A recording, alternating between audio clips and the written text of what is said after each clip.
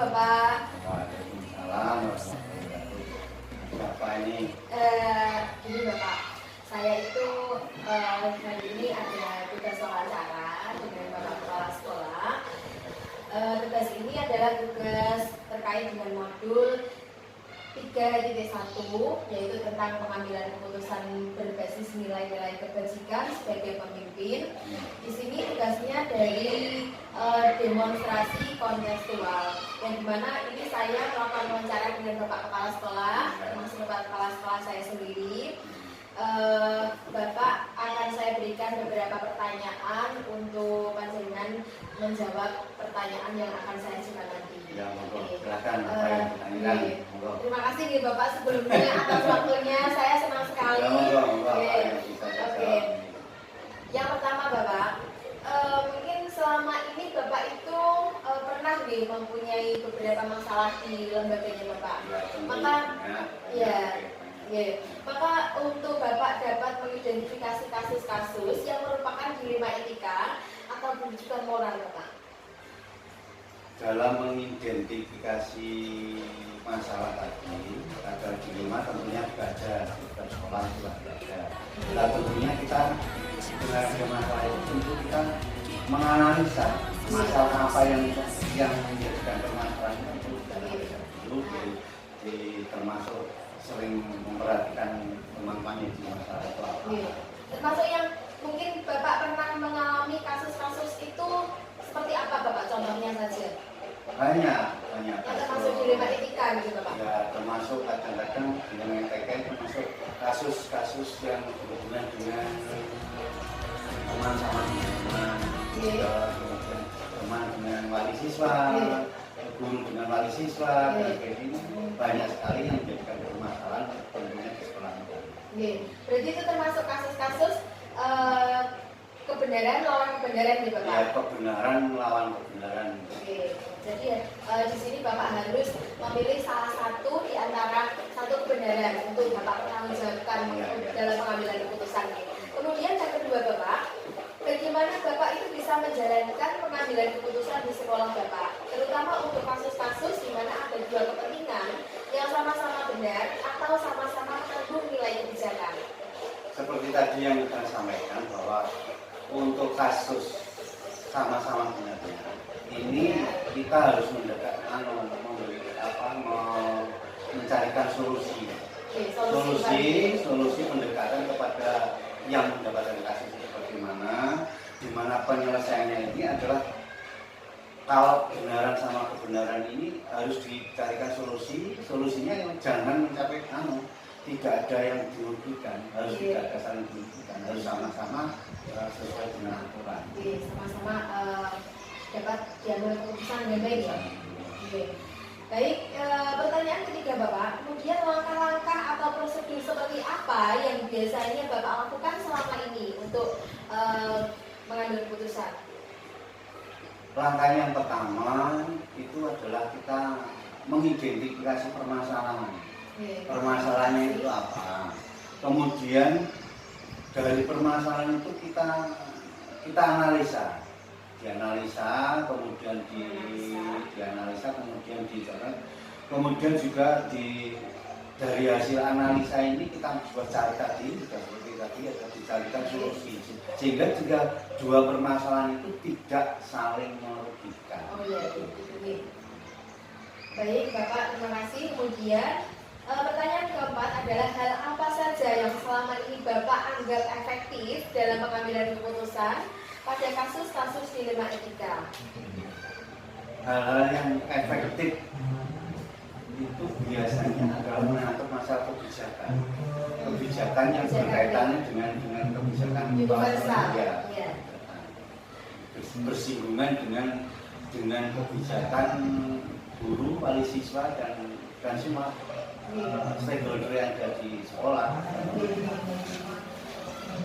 Lalu apa saja yang selama ini merupakan tantangan dalam Bapak mengambil keputusan pada kasus-kasus dilema etika Bapak? Tantangan yang kita temui di lapangan biasanya berkaitan dengan ewo lan ewo. Apa Bapak? Ewo lan pakeo kalau bahasa Ewo. saya.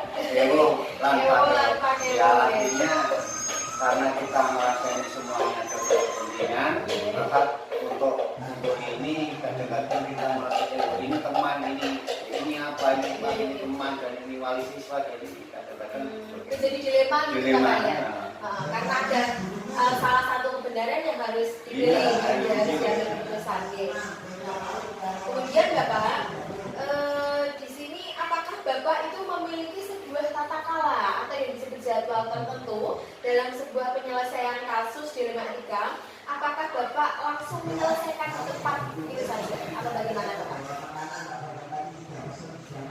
Penyelesaian permasalahan ini adalah secepatnya kita laksanakan. Jika ada suatu kasus kita laksanakan. Masalahnya apa, cepat dilaksanakan. Kalau sebisa mungkin harus kita segera kita selesaikan. Jadi nggak usah menunggu besok kita selesaikan, kemudian mengalir saja masalahnya. Kemudian pertanyaan selanjutnya Bapak, apakah Bapak memiliki sebuah tata kala atau jadwal tertentu dalam sebuah penyelesaian kasus dilema etika? Apakah Bapak langsung menyelesaikan di tempat itu saja Bapak? Kalau jadwal tentunya tidak. Jadi permasalahan itu bisa kita selesaikan secepatnya. Tidak ada satu masalah. Setiap ada masalah harus kita selesaikan sebelum masalah itu cepat selesai. Sehingga kita memberikan dilema. Oke, itu Bapak Wi. Jadi kita supaya tidak berlama-lama, supaya tidak berkepanjangan, cepatnya masalah itu Cepat selesai. kalau saya langsung mengambil keputusan itu gitu Bapak Wi. Keputusan apa yang terbaik dan bisa kita lakukan. Oke. Selanjutnya Bapak, adakah seseorang atau faktor-faktor yang selama ini mempermudah atau membantu Bapak untuk dalam pengambilan keputusan dalam kasus dilema etika ini? Mungkin ada aktor-aktor yang terlibat dalam kasus ini Bapak yang dapat Saya biasanya ada bersifat demokratis. Artinya demokratis.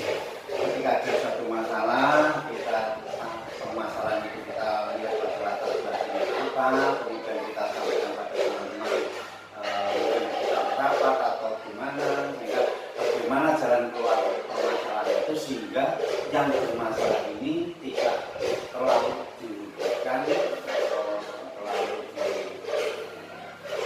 negatif pandangan mereka. Jadi kita selalu memandang semua dengan sisi positifnya. Dan selanjutnya Bapak, dalam semua hal yang telah kita sampaikan, pembelajaran apa yang dapat dipetik dari pengalaman Bapak pada saat mengambil keputusan di dilema etika ini? Pembelajaran kita adalah sebagai kepala sekolah harus bersifat terbuka segala permasalahan. Tentunya kita demokratis itu tadi, sehingga permasalahan ini bisa saling melengkapi. Mungkin saya sebagai kepala sekolah sudah benar, tapi dengan adanya keterbukaan ini akan menimbulkan saling memahami akan tugas dan tanggung jawab kita bersama sebagai positif.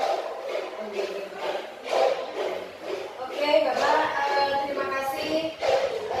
Itu tadi pertanyaan-pertanyaan dari saya. Bapak sudah menyempatkan waktunya bagi saya. Mudah-mudahan Bapak menjadi kepala sekolah yang amanah, yang bertanggung jawab sampai seterusnya nih Bapak. Terima kasih atas waktunya. Saya pamit undur diri dulu Bapak. Assalamualaikum.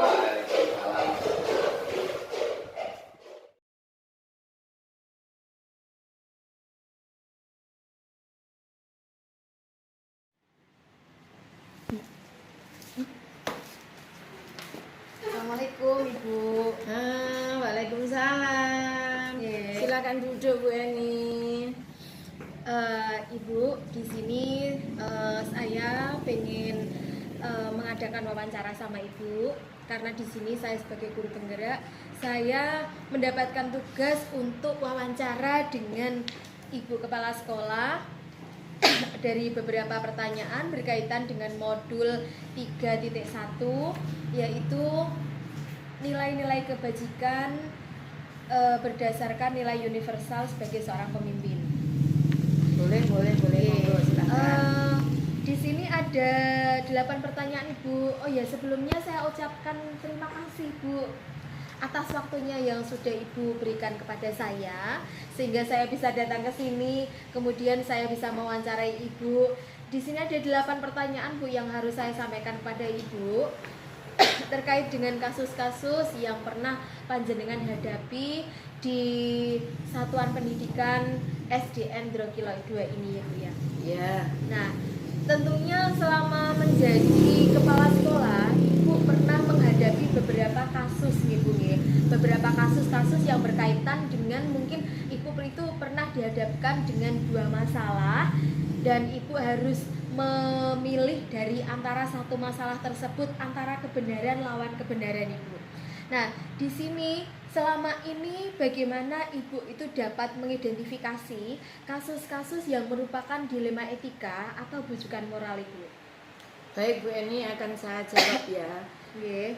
Untuk menyelesaikan kasus dalam mengidentifikasi dilema etika, kita melihat kasus itu dengan nilai kebenaran dan kebajikan. Nilai kebenaran dan Iya, kebajikan. nilai kebenaran dan kebajikan.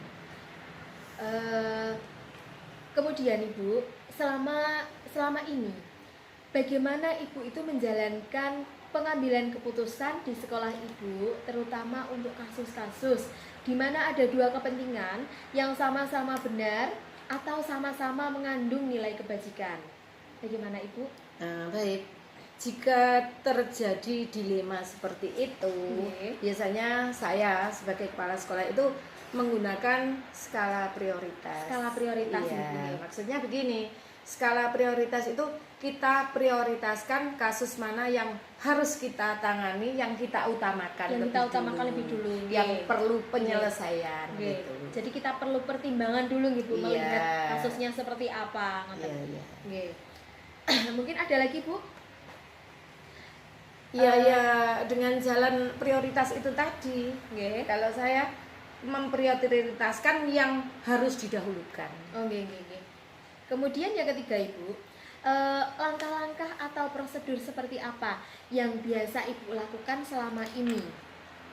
Ya, baik, kalau langkah-langkahnya biasa saja ya. Nggih. Biasanya langkah yang saya lakukan itu adalah yang pertama mengidentifikasi masalah. Mengidentifikasi masalah, Ya, jadi nggih. diidentifikasi masalahnya dulu. Nggih. Kemudian yang kedua itu kita menganalisis, kita analisis masalahnya seperti apa. Dan yang ketiga baru pengambilan keputusan. Mengambil keputusan. Ya. Nggih. Jadi yang pertama mengidentifikasi, kemudian Ya. menganalisis dan mengambil keputusan. Pengambilan Nggih. keputusan.